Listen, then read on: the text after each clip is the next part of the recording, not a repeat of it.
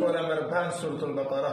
يا بني إسرائيل اذكروا نعمتي التي ركوع نمبر 7 سورة البقرة. وإذ استسقى موسى لقومه فقلنا اضرب بعصاك الحجر. ركوع نمبر 9 سورة البقرة.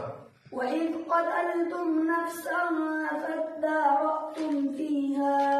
ركوع نمبر 12 سورة البقرة. قل من كان عدوا لجبريل ركوع نمبر 16 سورة البقرة. ومن يرغب عن ملة إبراهيم إلا من سفه نفسه. ركوع نمبر 17 سورة البقرة.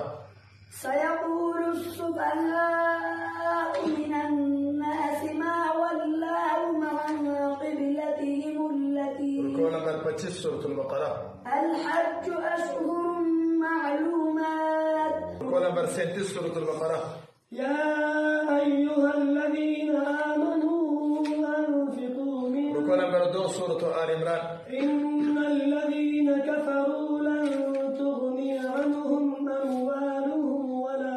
ركوع نمبر 7 سورة آل عمران. قل يا أهل الكتاب تعالوا إلى كلمة. ركوع نمبر 12 سورة آل عمران.